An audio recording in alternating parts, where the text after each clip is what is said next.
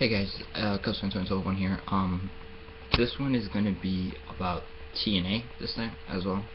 It's like not that much of a recap, but I'm gonna call it a recap for TNA for what happened yesterday. Um,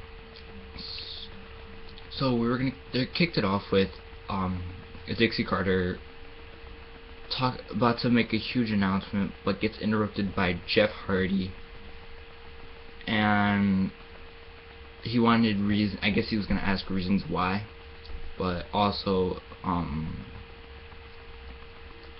of what was gonna, or like what he was gonna do further on. But that didn't happen because Rockstar Spud did interrupt, and yeah,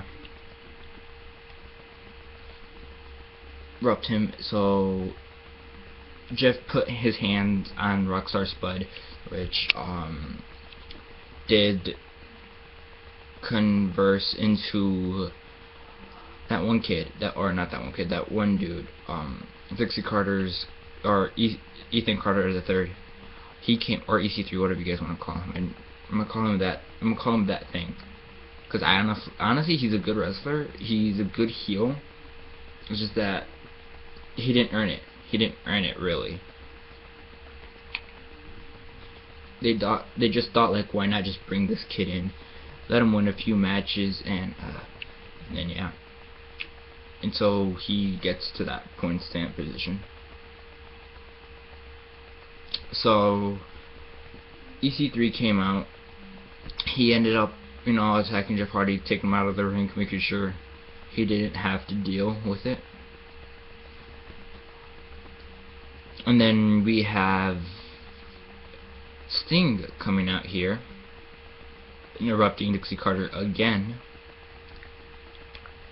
then asked for a tag team match. Jeff Hardy and Sting versus Rockstar Spud and EC3. I thought that was going to be a great match, honestly, until I found out what happened later on. I'll tell you that in a minute. So that happened. She didn't want to give him the match. Then he gave it to him, not knowing what the consequences were going to be. So after that, after everybody left, Dixie Carter was about to announce her announcement again, but she gets interrupted again by Gunner. And honestly, I thought that was I was like, oh, he's gonna cash it in, but Magnus is at the UK or wherever he's at right now. He's across. He's over there in the UK and crap. So yeah, he came out and pretty much, or Gunner came out and asked for his title match. She said he can't take it right now, so he was gonna cash it in next week. Then James Storm came out, interrupting Dixie Carter for the 4th time. I thought that was amazing, because she didn't get to bring out what she was gonna say. I didn't see that part. I don't even know if they did that part, because I watched it on YouTube. So I'm gonna check what she said, if she said it at all. But James Storm, one of my favorite rednecks in that company besides AJ Styles. By the way, guys, AJ is signed with TNA. It's just that they're making a gimmick. Because why are they gonna keep him? Why are they gonna still like promote him on their things if he still doesn't work there? It's kind of common sense, kind of. People keep saying that he's doing it better. Okay, I know. I'm leaving that to a different subject. That's my next video. Pretty much, yeah. James Storm came out.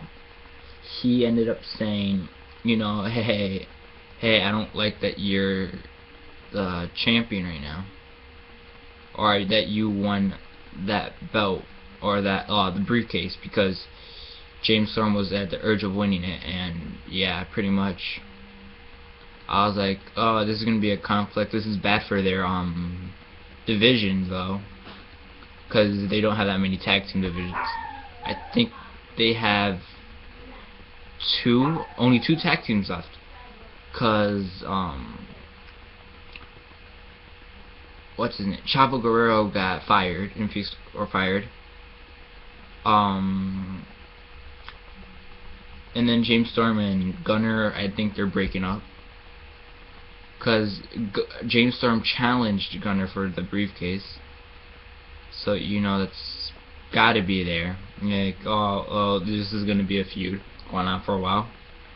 So I'm guessing Gunner's not gonna win title shot since Dixie Carter has Magnus as her B.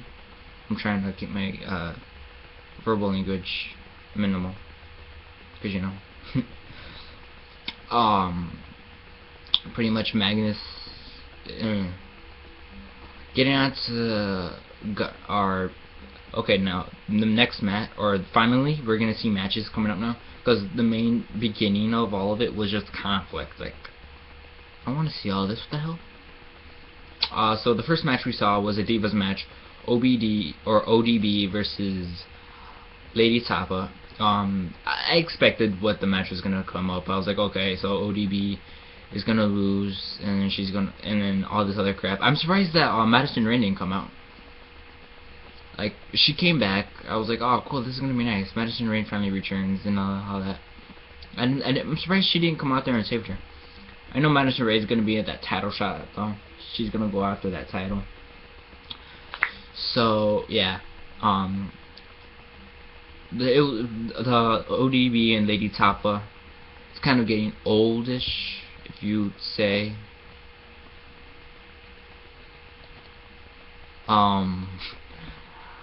So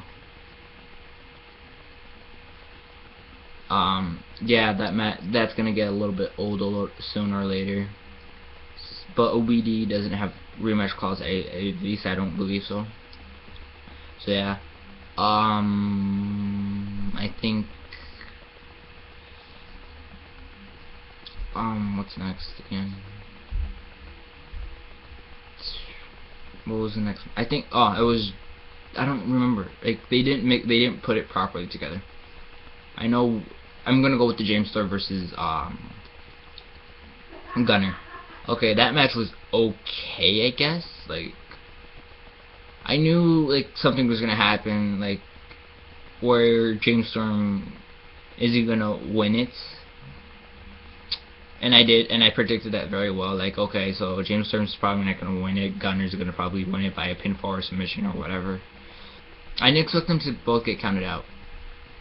Well, I kind of did, because due to Gunner's ruthless aggression and not caring what people say. But I didn't expect both of them to get pinned or get counted out. I expected Gunner to walk away, because you know Gunner's turning into that healed phase, or he's probably gonna like stick with Dixie a little bit maybe, or like join Bobby Roode and Bad Influence. But I didn't expect them both to get counted out. I expected Gunner to get counted out, because I don't think if Gunner got counted out, would he still keep the briefcase, or would that go to James Storm? Leave that in the comments or inbox me about that, because that's what I want to know. Because like, does it still work as a title, or is it like a very separate cause? Whatever, just leave that in the description for me, or the comments below, so I can figure out if it would be in that category of championship thing, since it does contain a title shot. You know, I love the Feast of Fire, just that this year's wasn't that good. I didn't like it that much. Other than that, guys, the last match I'm going to talk about is the tag team.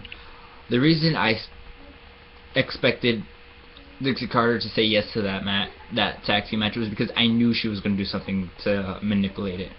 She added bromance into the cause, where it went to a 4-on-2 handicap match, tag team handicap match, which I knew that something was gonna happen. I was like, okay, she's gonna add a third person to this. She's gonna add a third person to this,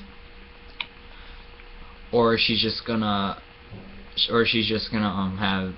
not just gonna take Rockstar Spud out and add somebody way different. But after I saw that format, I think I was like, ah, those bastards. I expected the Bromans and Rockstar Spud and EC3 to win, because I knew that's what was gonna happen. I don't know why I keep doing that. Sorry.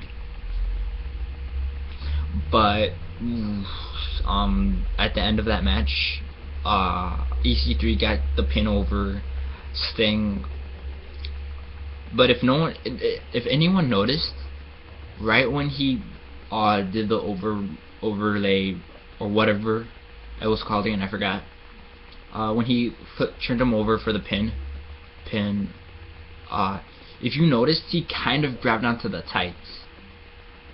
If you didn't notice, like real close, if you look real close, he grabs onto the tights a little bit, just to keep the pin. So yeah, that was actually a good. I actually honestly loved that match, because even though it was a little 4-on-1, they gave him a good challenge. He stayed up. They stayed up. But at the end of it though is what shocked me the most. I'm guessing it's because of the UK issues. But Jeff Hardy left TNA at the end of the match. That was kind of crazy. I loved it though, honestly. It was cool. But I was like, wow, he's gonna leave, because I'm guessing this is his way of going to the WWE again. I'm guessing, like, he's gonna stay home for a few months or so, then jump to WWE, which I think his contract ended already for TNA, because he started out at 2011 and now it's 2014. Or it's about to be 2014, so he had 4 years. People keep saying that he already signed another 2-year contract with TNA, which is cool. But I honestly want to see Jeff Hardy at WWE again, just because I want to see if they're gonna keep him or they're just gonna do the do the same thing that they did with Rob Van Dam, is just give him a 90 day contract and then just let him loose, because that kind of sucked. I don't want them to do that with Jeff Hardy. So yeah guys, that's basically it. I didn't get to figure out what Dixie Carter was gonna say, and my lighting's way off. I gotta fix this. That's why I wear hats. So yeah guys, this is that little brief thing. Hope you guys like it. Next recording or the next topic will be my the AJ Styles and CM Punk thing, because they basically are doing the same thing. Well, not right now for CM Punk. He already did it a while ago. But yeah guys, bye.